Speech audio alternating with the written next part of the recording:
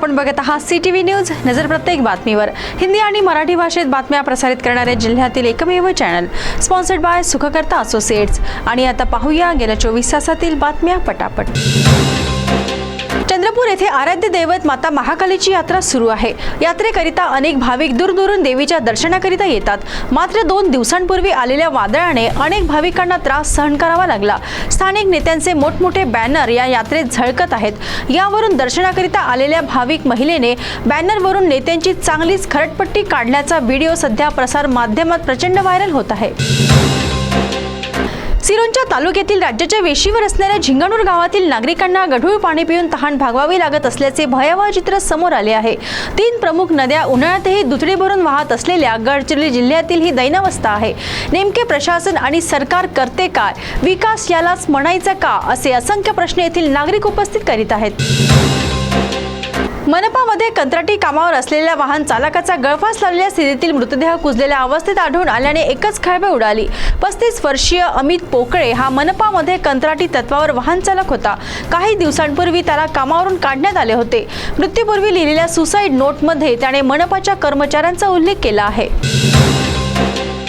कुग्गू शहरातील आमराई वार्डात किरायाने घर घेऊन सुगंधित तंबाखूचा व्यवसाय करणाऱ्या युवकाला पोलिसांनी शिताफीने अटक केली. या कारवाईत 1,05,000चा सुगंधित तंबाखू हस्तगत करण्यात आला. आरोपी मोहम्मद शाहनवाज रफिक अहमद शेख उर्फ मोनू हा मूळचा उत्तर प्रदेश येथील रहिवासी आहे. अवकाळी पावसाने शेतकरी वर्गात भीती निर्माण झाली असताना पुन्हा एकदा 1 एप्रिल आणि 3 एप्रिल रोजी हवामान खात्याने येलो अलर्ट जारी केला आहे, तर 2 एप्रिल रोजी ऑरेंज अलर्ट जारी केला. नागरिकांना काही काळ गारवा जरी मिळाला तरी बळीराजाचे मात्र नुकसानच आहे. गडचिरोली पोलीस दल आणि CRPF यांच्या संयुक्त कारवाईने नक्षलवाद्यांचे अनेक गड कोसळले. 31 मार्च रोजी 9 वरिष्ठ माओवाद्यांनी सशक्त आत्मसमर्पण केल्याने आता नक्षलवाद संपुष्टात येण्याची चिन्हे दिसत आहे. या माओवाद्यांनी आत्मसमर्पणानंतर दिलेल्या माहितीनुसार अनेक ठिकाणाहून प्रचंड प्रमाणात दारुगोळा, रायफल, डेटोनेटर जप्त केले आहेत. गडचिरोली जिल्ह्यातील आलापल्ली येथे शासकीय कार्यालयात तंबाखू खाणे 3 कर्मचाऱ्यांना पडले महागात. शासकीय कार्यालय तंबाखू व दारूमुक्त करण्याकरिता मुक्तिपथ पथकाने विविध शासकीय कार्यालयात अचानक भेट दिली. त्यावेळी 3 कर्मचारी तंबाखू सेवन करताना आढळले. त्यांच्यावर दंड ठोठावण्यात आला असून तंबीही देण्यात आली.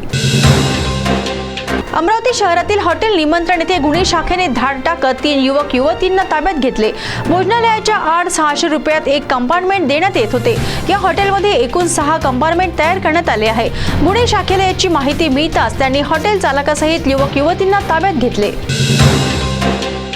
सोशल मीडियाचे दुष्परिणाम काय असू शकतात हे नागपूर येथील एका घटनेतून समोर आले आहे.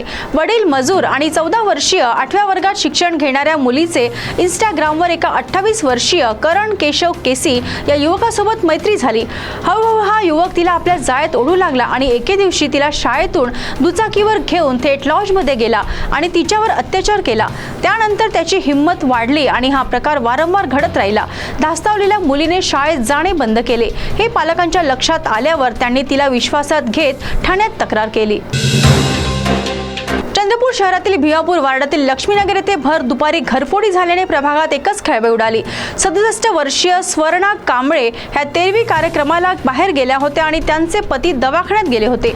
नेमकी हीच संधी साधत चोरट्यांनी त्यांच्या घरी कुलूप तोडून प्रवेश केला आणि घरातील जवळपास 1.5 लाख रुपये किमतीचे दागिने चोरून नेले. पोलिसांनी अज्ञात आरोपींविरुद्ध गुन्हा दाखल केला आहे. या होत्या आजच्या पटापट बातम्या. लवकरच भेटूया पुन्हा काही नव्या बातम्यांसह. तोपर्यंत अशाच बातम्यांची अपडेट पाहण्यासाठी बघत रहा CTV न्यूज. नजर प्रत्येक बातमीवर. नमस्कार.